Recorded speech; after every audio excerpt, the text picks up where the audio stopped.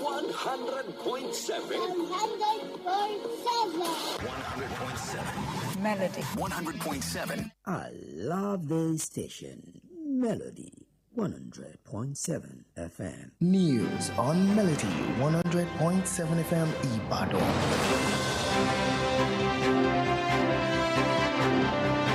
News on Melody 100.7 FM. Reporting live from Melody 100.7 FM. 100.7 FM Ibadan.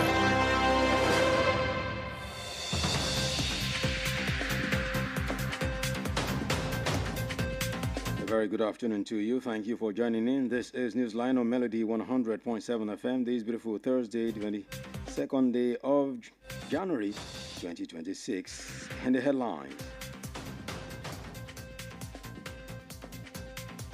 NAFDAC begins enforcement of ban on sachet alcohol. NANT chairperson urged women to participate in politics. Oyo State rolls out activities to mark 50th anniversary. Melody 100.7 FM kicks off anniversary celebration with week-long activities. And in sports, Shemi Ajayi injury as to Hull City's growing fitness concerns despite pristine victory. Details shortly.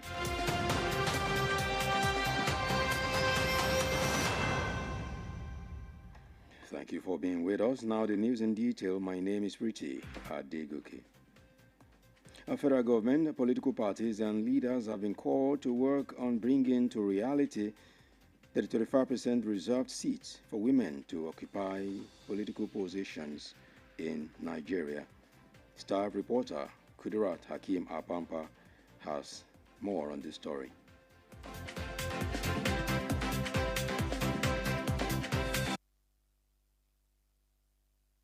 Speaking as a guest on our flagship radio program, Oroilu, the chairperson, National Association of Nigerian Traders, NANT, Princess Aderonke Adedoja, emphasized that politics for women will not be business as usual, where women are just benchwarmers and spectators. The first thing women in politics right now should actually try to be more involved.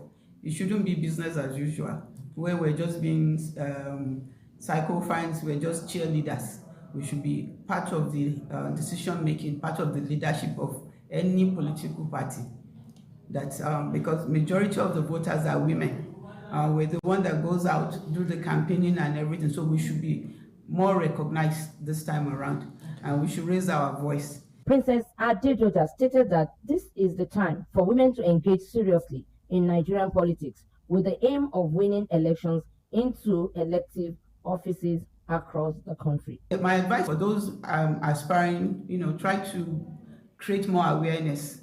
Try to, go out and talk to other women. Go out and try to reach out to your communities, your leaders, your traditional leaders, and so forth. Let them know you. Let them identify with you. Most of us women, when we want to contest, we don't even identify with our traditional leaders or our religious leaders in our community. So they don't know us. So during the election time, actually we're sidelined because they don't have a relationship with us. This time around, be focused, be determined, be part of the decision making of any political party that you belong to. The NANT chieftain, however, called on federal government to enforce and create a law on market price control as a means to curb economic menace and also help reduce poverty in the country. I am Kudrat Hakim Apampa. Thank you, Kudirat Hakim Apampa, for that report. Moving on from there, the chairman of the Oyo State at 50th Anniversary Committee and former two-term member of the House of Representatives, Honorable Saheed Akinade Fijabi, has announced the lineup of activities. And this lineup of announcement of activities was done at a press briefing held at the Governor's Office Briefing Room, Secretariat, Agudi, Ibadan. According to the chairman, the Golden Jubilee is a collective celebration of all the people and residents of Oyo State. He said it provides an opportunity to reflect on the shared value and cultural expression of the state and an avenue for thanksgiving for how far the peacesetter state has come.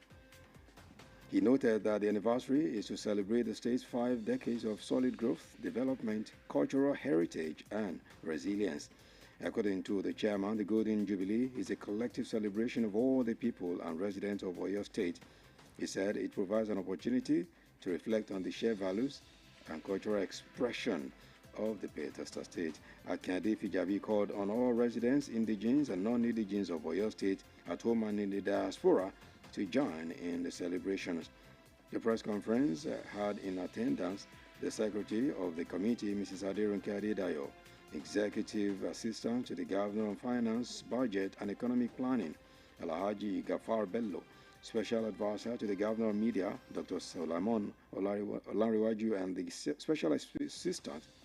Senior Special Assistant to the Governor on Broadcast, Mrs. Posedi Sadiq. In the same vein, Melody 100.7 FM is set to begin its anniversary celebration on Friday, January 23, 2025, with a series of activities and carefully planned aimed at giving thanks to God and engaging the community. The celebration will commence with a Jumat prayer tomorrow, and this will be followed by Thanksgiving service scheduled for Sunday, 25th of January. As part of its corporate social responsibility, the station will pay a visit to a care home on Monday, January 25th, and these activities will continue January 26th on Monday, and the activities will continue on Tuesday, 27th January, with a novelty football match against Yozba. The anniversary celebration will reach its climax on Thursday, 29th of January, featuring a star-studded musician, a musical performance by renowned Fuji artist Alhaji Pasuma Alabi, who will headline the event. The celebration will also be graced by the chairman of Melody 100.7 FM and all other sister stations, Professor Sam Adebayo Ojo, by authority. The management of the station has assured listeners of a memorable celebration, promising exciting moments and quality entertainment throughout the anniversary week. You're listening to Newsline on Melody 100.7 FM. The news returns shortly. Please stay with us. Melody FM 100.7.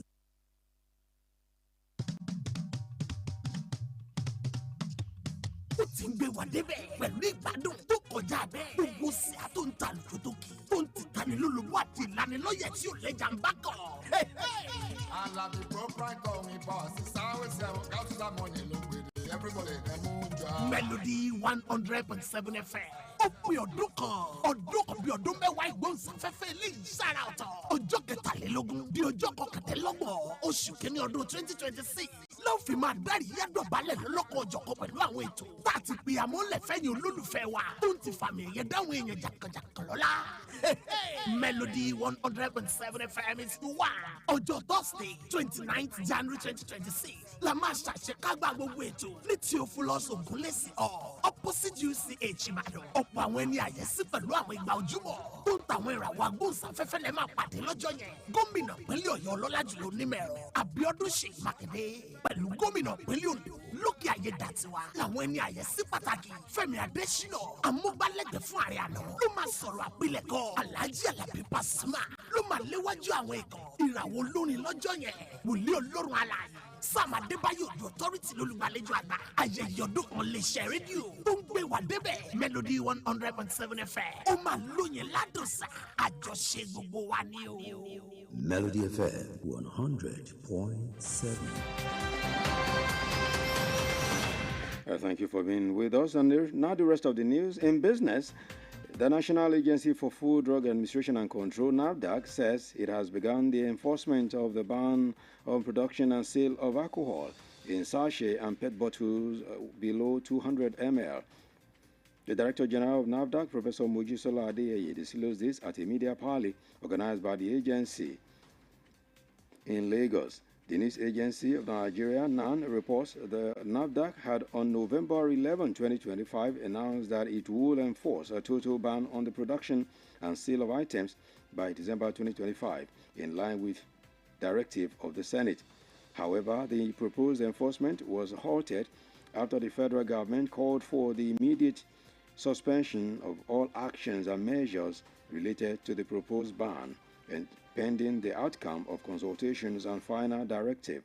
Adesoye said that the agency had gotten a marching order now from the Senate to enforce the ban, noting that NAFDAC had already commenced enforcement. She said that the agency took the decision to safeguard public health and protect vulnerable population, particularly children, adolescents, and young adults, from the harmful use of alcohol. And now to the foreign scene, UK Foreign Minister Yvette Cooper has said Britain will not take part in today's signing ceremony for US President Donald Trump's Board of Peace in Davos. Trump is due to host the ceremony for the forthcoming charter of his founding charter of his body for resolving international conflicts, which has a $1 billion price tag for permanent membership.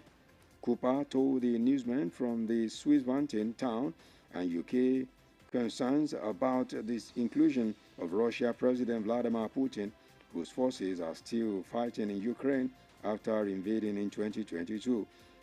Invitees were earlier sent to dozens of world leaders to join the so far vaguely defined grouping. Although originally meant to oversee Gaza's rebuilding, the board's charter does not seem to limit its role to the Strip and appears to want to rival the United Nations, drawing the ire of some of U.S. allies, including France. In entertainment, Funke Akindele, a Nigerian actress, gained public attention after a viral clip from her behind-the-scenes meet and greet at Genesis Cinema. The event featured Akindele engaging warmly with fans while promoting her latest film. The positive interactions showcased her connection with attendees and her dedication to fan engagement. In the video, a female fan loudly addressed her in Yoruba, saying, "Auntie Funke, which means, "Auntie Funke, your money has fallen." And many viewers felt the comment put Akindele in an awkward spot if she had stooped to check the floor. Some argue the moment might have been misrepresented as desperation or gullibility and could have easily gone viral as a meme. Social media users criticized the fans' approach, considering it somewhat insensitive given Akindele's high-profile status and the public setting. And now to sports. Hull City defender Oluwasemilogo Ajayi will be sidelined for another 2 months after picking up a hamstring injury while playing for Nigeria in the African Cup of Nations third place playoff against Egypt. The 31-year-old was forced off during stoppage time of the Super Eagles win over the Pharaohs on Saturday, with scans later confirming the extent of the hamstring damage. Ajayi is expected to be out for roughly 7 weeks, adding to Hull City's injury woes as promotion hopefuls following recent long-term setbacks to Mo Bellumi and Dako Giabi.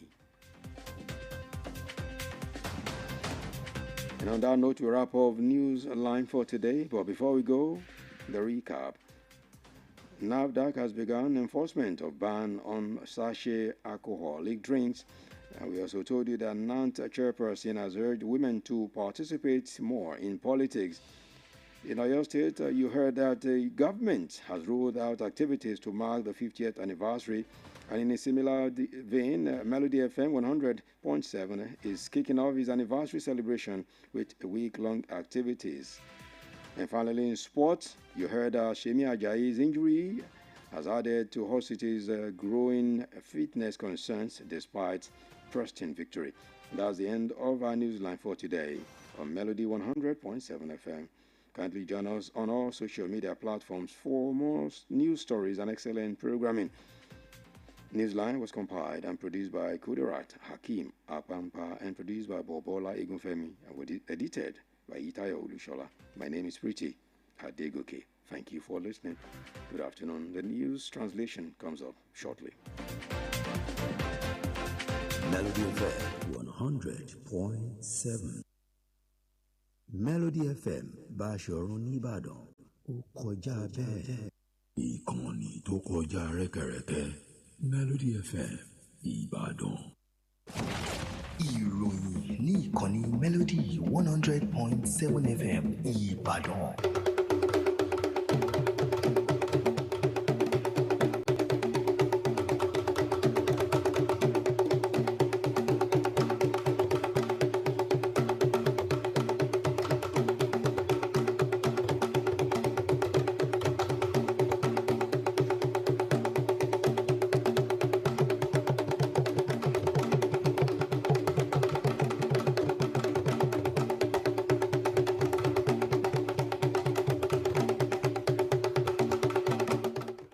mo kí yín ẹ káàsán àsìkò iṣẹ́ látàárọ̀ àkójọpọ̀ ìròyìn ló ń dé sí etí ìgbọ̀yìn láti ìkànnì Melody 100.7 FM Ìbàdàn.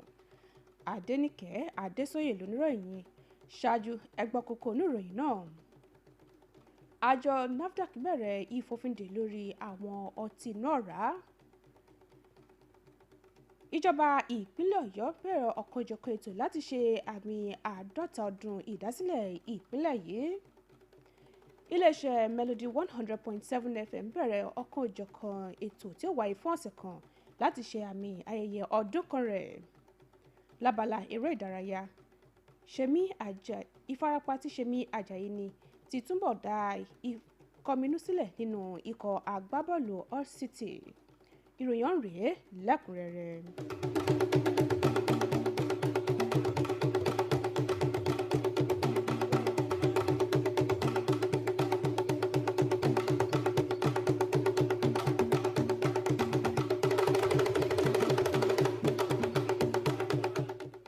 Alága ìgbìmọ̀ tó ń ṣe kò kárí ayẹyẹ 50 ọdún ìpínlẹ̀ Ọ̀yọ́ tó tún jẹ́ ọmọlẹ́gbìmọ̀ aṣojú-ṣòfin tẹ́lẹ̀ rí fún sáà méjì Honorable Saheed Akínadé Fìjàbí ti kéde ọ̀kanòjọ̀kan ètò tí wọ́n ti là kalẹ̀ fún ayẹyẹ náà lákò ìpàdé pẹ̀lú àwọn oníròyìn tó wáyé ní iléeṣẹ́ ìjọba ní Agodi nílùú Ìbàdàn. Gẹ́gẹ́ bí alága náà ṣe sọ, ayẹyẹ 50 ọdún ìpínlẹ̀ Ọ̀yọ́ jẹ́ àjọṣe fún gbogbo èèyàn àti olùgbé ìpínlẹ̀ Ọ̀yọ́ tó sì tún ṣe lálàyé pé ó jẹ́ àǹfààní láti dúpẹ́ lórí ibi tí ìpínlẹ̀ èdè dúró. Ó ṣe lálàyé pé ayẹyẹ ọ̀hún jẹ́ ìfi ẹ̀mí ìmoore hàn lórí ìdàgbàsókè, ìtẹ̀síwájú àti ìfẹsẹ̀rinlẹ̀ ìpínlẹ̀ Ọ̀yọ́ fún 50 ọdún.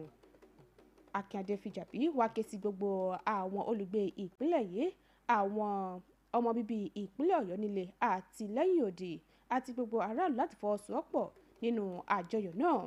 Lára àwọn tó wà níbi ìpàdé pẹ̀lú àwọn oníròyìn ọ̀hún ni akọ̀wé ìgbìmọ̀ ọ̀hún arábìnrin Adérónkẹ́ Adédayọ̀, olùrànlọ́wọ́ pàtàkì fún gómìnà lórí ètò ìṣúná àti ṣíṣe ètò Alhaji Gafar Bello, olùdámọ̀ràn pàtàkì fún gómìnà lórí ètò ìròyìn ọ̀mọ̀wé Sulaiman Ọlárẹ̀wájú àti olùrànlọ́wọ́ pàtàkì fún gómìnà lórí ìgbóhùnsáfẹ́fẹ́ arábìnrin Bọ́sẹ̀dé Sọ̀dí.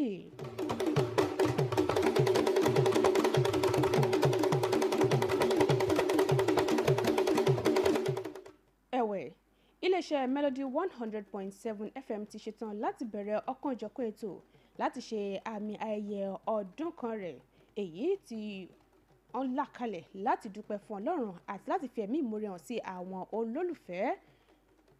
Ètò náà yóò bẹ̀rẹ̀ pẹ̀lú ìrun jímọ̀ ní ọjọ́ Ẹtì ọjọ́ 23 oṣù kínní tí ìsìn ìdúpẹ́ yóò sì tẹ̀lé ní ọjọ́ ìsinmi ọjọ́ 25 oṣù kínní ọdún yìí.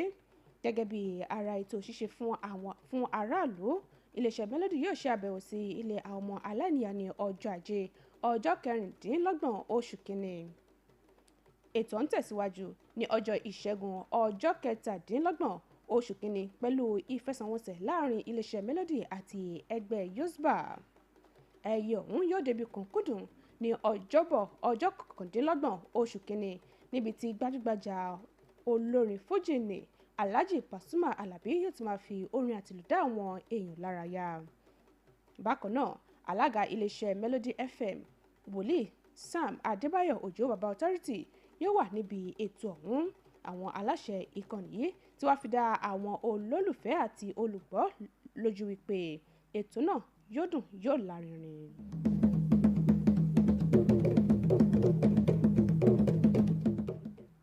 Àkójọpọ̀ ìròyìn lẹ́ ń gbọ́ lọ́wọ́ láti ìkànnì Melody 100.7 FM. Ìròyìn tẹ̀síwájú láìpẹ́.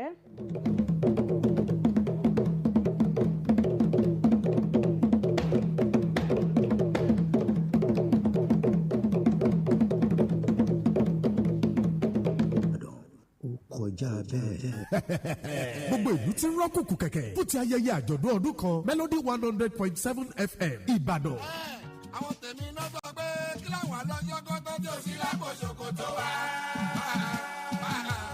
bẹ́ẹ̀ni o Alhaji Wasiu Alabi Pasuma ọ̀gá ńlá Fuji ló máa léwájú gbogbo àwọn olórin fún ti àjọ̀dún ọdún kan Melody 100.7 FM tó máa wáyé lọ́jọ́bọ̀ Thursday 29 oṣù kìíní January ọdún 2026 ní Theophilus Ogunlesi Hall ládojúkọ ilé ìwòsàn ńlá UCH Ìbàdàn aago 9 àárọ̀ lẹ́tọ̀ gbogbo ti máa bẹ̀rẹ̀ yàtàyòtò wẹ̀jẹ̀wẹ̀mú àríyá pẹ̀lú fàájì gbẹ̀ngbẹ̀m jìgìjìgì ló máa ṣẹlẹ̀ lọ́jọ́ yẹn lọ́jọ́ yìí kan náà látún máa fi àmì ẹ̀yẹ dáwọn èèyàn pàtàkì lọ́lá lára àwọn ẹni àyẹ́sí pàtàkì ọjọ́ náà ni gómìnà ìpínlẹ̀ Ọ̀yọ́ ọlọ́lá jùlọ Abíọ́dún Ṣèyí Mákindé tó fi mọ́ gómìnà ìpínlẹ̀ Ondo Lucky Ayédatiwa tó fi mọ́ ọ̀gbẹ́ni Fẹ́mi Adésínà amúgbálẹ́gbẹ̀ẹ́ fún ààrẹ àná Muhammadu Buhari tó máa bá wa sọ̀rọ̀ àpilẹ̀kọ Prophet Samuel Adébáyọ̀ Òjó baba authority lólùgbàlejò àgbà ètò ààbò tó péye máa wà níbẹ̀ àmì ìdánimọ̀ máa wà fún gbogbo ẹni tá a fìwé pè fún ẹ̀kúnrẹ́rẹ́ àlàyé ẹ máa pè 08038113696 lẹ́ẹ̀kan sí 08038113696 ayẹyẹ ọdún kan Melody 100.7 FM bòde wá sinmi Ìbáṣọ̀run Ìbàdàn gbogbo yín là ń retí níbẹ̀ o ẹ wá kájọ ṣàjọyọ̀ ẹ̀ Melody láìsí ara wa. Melody FM Ìbáṣọ̀run nìbàdàn ó kọjá bẹ́ẹ̀.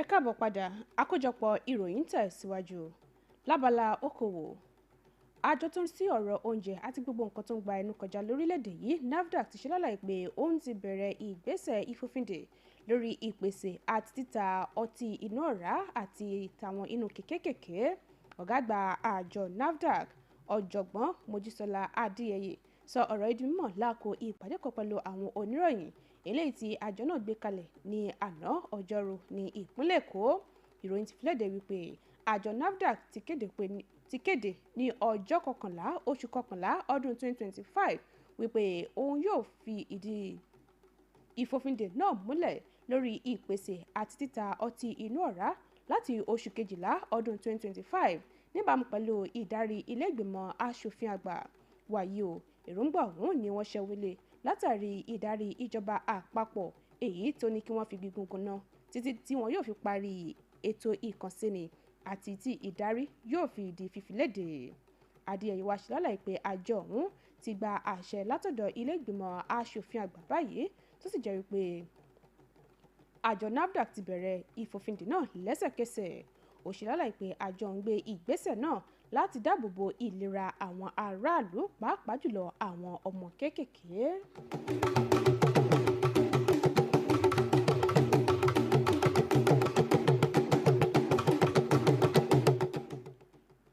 nílẹ̀ òkèèrè mínísítà fọ́rọ̀ ilẹ̀ òkèèrè ní ilẹ̀ Gẹ̀ẹ́sì Yẹtí Cooper ti ṣe lálàyé pé ilẹ̀ Gẹ̀ẹ́sì ò ní kópa níbi ayẹyẹ ìbuwọ́lù tí ó wáyé lónìí lórí ìgbìmọ̀ àlàáfíà tí ààrẹ Donald Trump gbé kalẹ̀ ní Davos. Trump ni yóò máa gba àlejò ètò ọ̀hún ní Davos fún ìdásílẹ̀ àjọ tí ó mọrí sí píparí làásìgbò lágbàáyé èyí tó jẹ́ pé àwọn ọmọ ẹgbẹ́ rẹ̀ gbọ́dọ̀ san bílíọ̀nù kan dọ́là. Cooper sọ fún àwọn oníròyìn ní ìlú Sweet Mountain wípé láàrin bí ilẹ̀ Gẹ̀ẹ́sì ṣe ń kọminú lórí bí wọ́n ṣe fi ààrẹ ilẹ̀ Russia sínú àjọ ọ̀hún ẹni tó jẹ́ wípé ó sì ṣe ìkọlù sí ilẹ̀ Ukraine látìgbà tí ó ti ya lu orílẹ̀-èdè ọ̀hún lọ́dún 2022.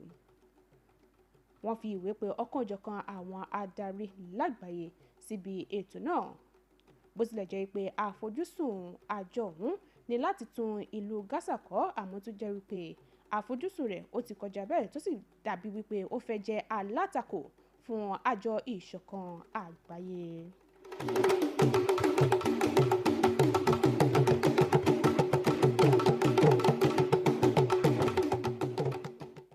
nínú ìròyìn amúlùdùn Fúnkẹ́ Akíndélé tó jẹ́ gbajúgbajà òṣèrébìnrin ní orílẹ̀-èdè Nàìjíríà ni àwọn èèyàn ti ń gbà lọ́tún lọ́sì gba ọ̀rọ̀ rẹ̀ lọ́tún lọ́sì látàrí fọ́nrán kan tí ó jẹyọ níbi ètò kíkí àwọn olólùfẹ́ lórí eré rẹ̀ tó gbé jáde tó pe àkọlé rẹ̀ ní behind the scene níbi ilé ìwéré Genesis. Ètò ọ̀hún ṣe àfihàn Fúnkẹ́ Akíndélé níbi tó ti ń kí àwọn olólùfẹ́ tí ó sì ní àjọṣepọ̀ tí ó gúnmọ́ pẹ̀lú àwọn tí ó wà níbi ètò náà. Nínú fọ́nrán ọ̀hún, olólùfẹ́ kan tó jẹ́ obìnrin kéde pariwo ní èdè Yorùbá wípé àǹtí Fúnkẹ́ owó yín ti jábọ̀. Ọ̀pọ̀lọpọ̀ àwọn tí ó ń wo ìran níbẹ̀ gbàgbọ́ wípé ọ̀rọ̀ náà tàbùkù Fúnkẹ́ Akíndélé tó sì jẹ́ wípé ìbáyẹpẹrẹ òṣèré ọ̀hún jù bẹ́ẹ̀ lọ tó bá jẹ́ wípé ó wẹ̀yìn láti wo owó tí ó jábọ́ náà. Ọ̀pọ̀lọpọ̀ àwọn tó ń ṣe àmúlò ìtàkùn ayélujára tí wàá gbójú àgàn sí olólùfẹ́ náà fún bí ó ṣe bá Fúnkẹ́ Akíndélé sọ̀rọ̀.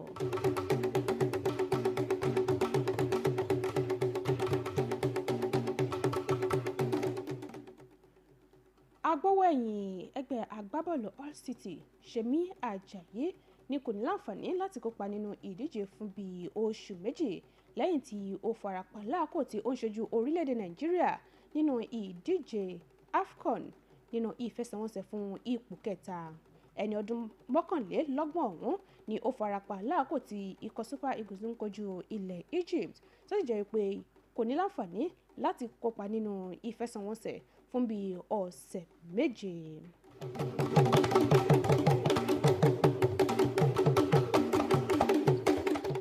Ká tó mú ìròyìn wá sópin, ẹgbọ́n àkókò tá a mẹ́nubà lẹ́ẹ̀kan sí i.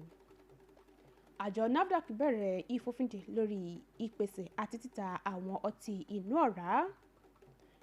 Ìjọba ìpínlẹ̀ Ọ̀yọ́ ṣiṣẹ́ lójú ọ̀kanòjọ̀kan ètò tí wọ́n ti là kalẹ̀ láti ṣe àmì ayẹyẹ 50 ọdún ìdásílẹ̀ ìpínlẹ̀ yìí. Bákan náà la fi tó yín létí pé iléeṣẹ́ Melody 100.7 FM ti ṣetán láti bẹ̀rẹ̀ ọ̀kanòjọ̀kan ètò yìí tó wà wí fún ọ̀sẹ̀ kan láti ṣe àmì ayẹyẹ ọdún kan ìdásílẹ̀ rẹ̀. Lábala eré ìdárayá, amúwásétìgbọ̀yìn pé Ṣèmí Àjàyí ti ní ìfarapa tí èyí sì túnbọ̀ ṣe àfikún ìkọminú tí ó ń wáyé nínú ẹgbẹ́ agbábọ́ọ̀lù All City. Tó èyí ló pin àkójọpọ̀ ìròyìn wa fún tòní láti ìkànnì Melody 100.7 FM Ìbàdàn. Ẹ lè darapọ̀ mọ́ wa lórí àwọn ìtàkùn ayélujára wa fún ọ̀kanòjọ̀kan ètò àti ìròyìn síwájú sí i. Kudirat Akeem Apampa àti Bọ́bọ́lá Egunfẹ́mi ló ṣe àkójọpọ̀ ìròyìn. Èyítáyọ̀ Olúṣọlá lolóòtú ìròyìn. Adenike Adesoye ló kà sétìgbọ̀yìn. Mo kí yín, ẹ máa yáṣẹ́ o.